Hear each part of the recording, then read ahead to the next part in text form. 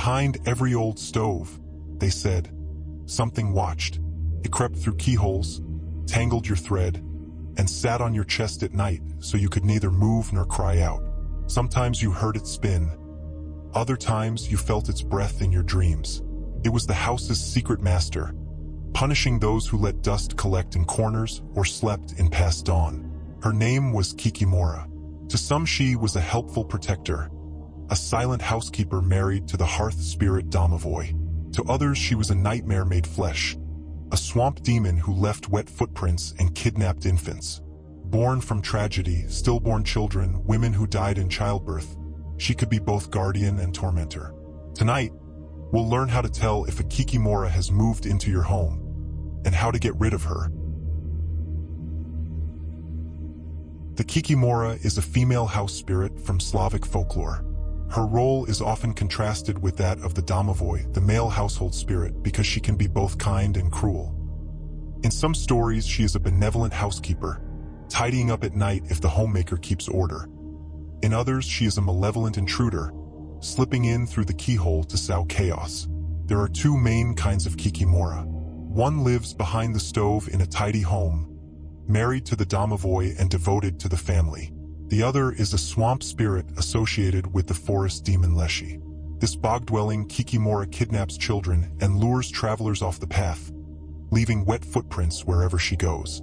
Depending on how you behave, she might help with chores, or she might give you nightmares, spoil your milk and bread, and even choke you in your sleep.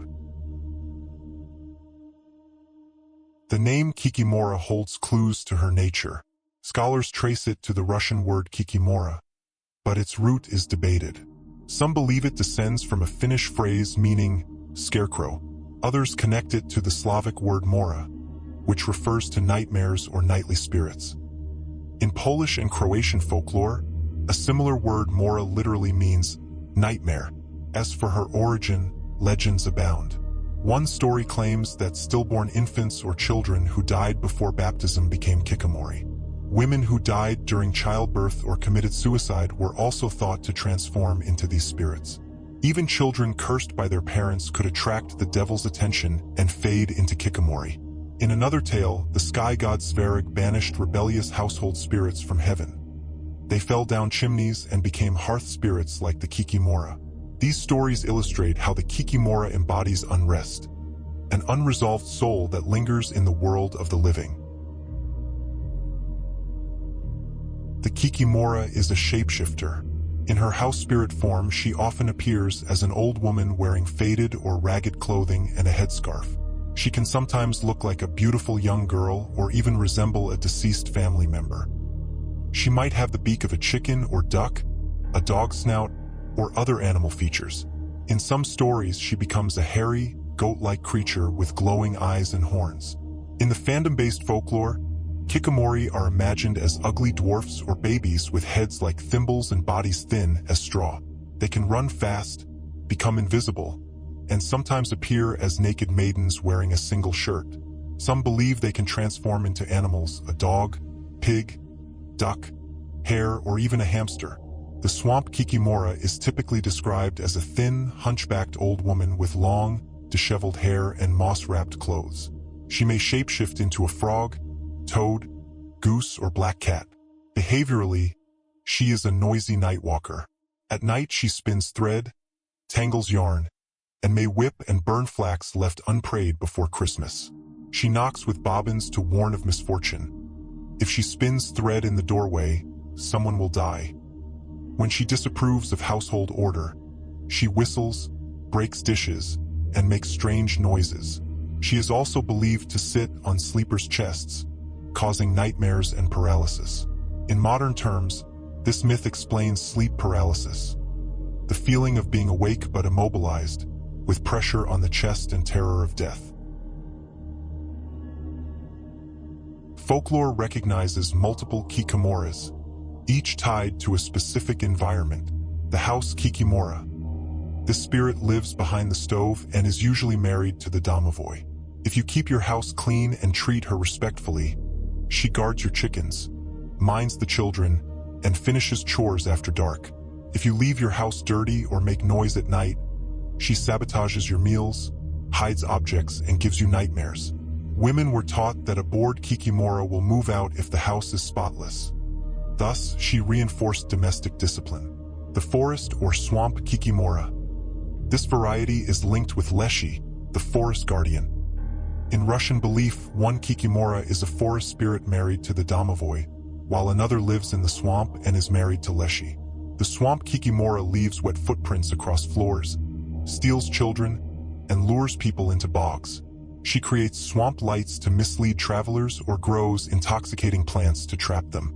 She can be identified by the trail of wet spots and is notoriously hard to expel once invited in. The nightmare Mora/Mara. The linguistic cousins of Kikimora appear across Slavic languages. In Serbia and Croatia, Mora refers to a nightmare. The same root gives us Maras in Slovene and Romanian folklore.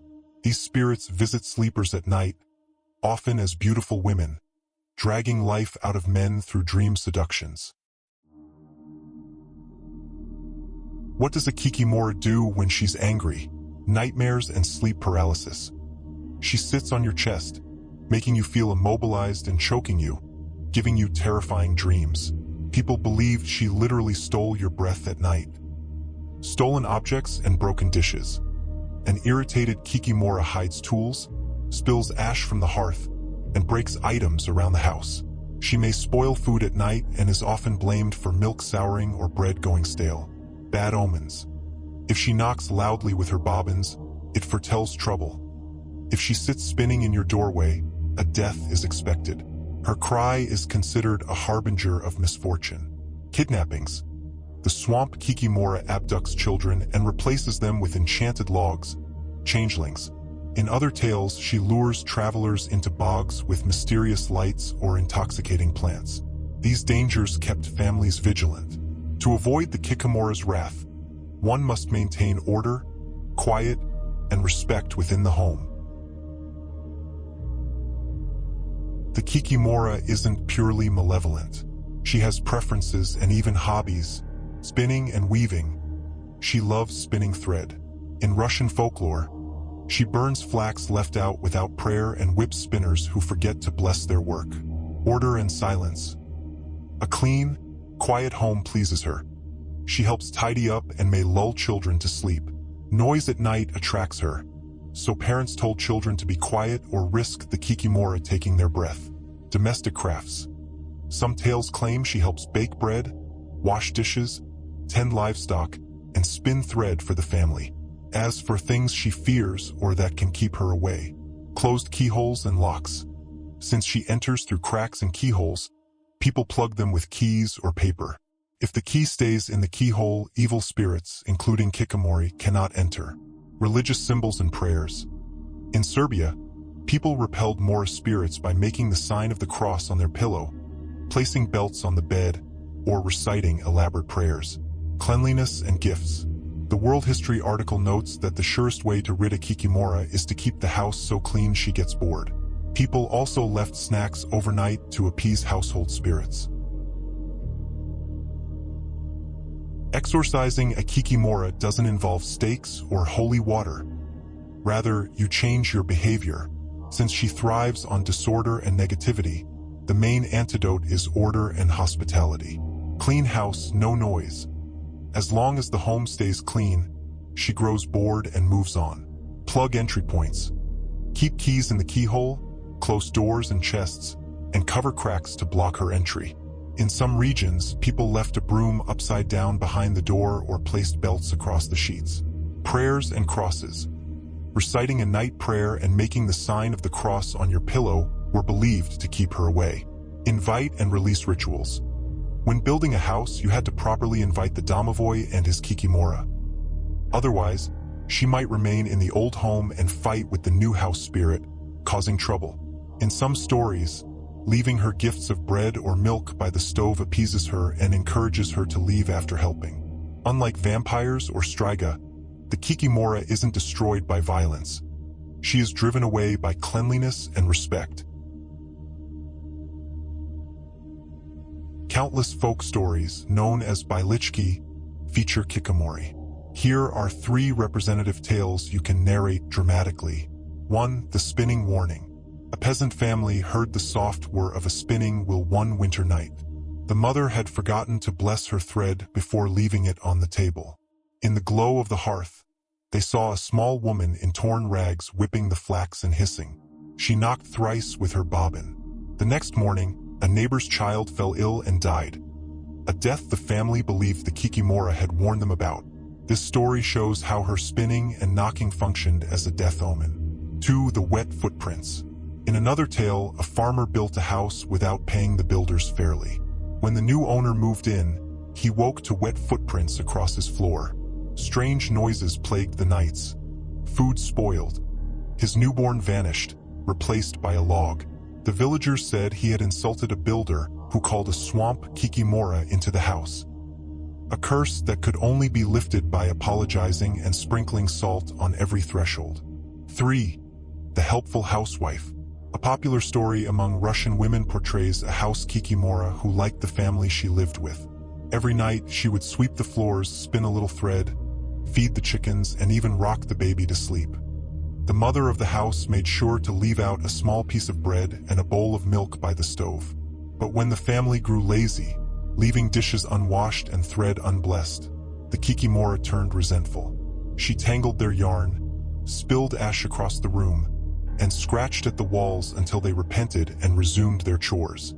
The moral: respect the invisible help in your home or face the consequences.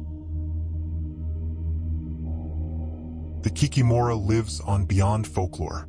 In 1909, composer Anatoly Lyadov wrote a tone poem called Kikimora for orchestra, describing her as a tiny creature, head like a thimble, body like a straw, who grows up with a magician in the mountains, rocks in a crystal cradle, and spends 7 years spinning flax with evil intentions. In 1988, arachnologist Kirill Eskov discovered a genus of sheet-weaver spiders and named one species Kikimora palustris after the swamp spirit. Popular media have also adopted the name, though often altering the creature. The Witcher books, video games, and Netflix series portray the Kikimora as a giant spider-like monster far removed from the small, rag-wrapped house spirit of folklore. While such reinterpretations make for dramatic storytelling, they sometimes obscure the cultural purpose of the original legend. The Kikimora endures because she is more than a monster. She is a reflection of household anxieties. She personifies the invisible labor that keeps a home running and the fear of what happens when that order breaks. She is the whisper that tells children to be quiet at night, the thought that makes you bless your spindle, the breath on your chest when you wake paralyzed and afraid. Remember, if you ever hear the sound of spinning in the dark or wake to wet footprints on your floor, it might be time to sweep, plug the keyholes, and leave a gift by the stove. Because in Slavic folklore, a house is never truly empty, and the Kikimora is watching.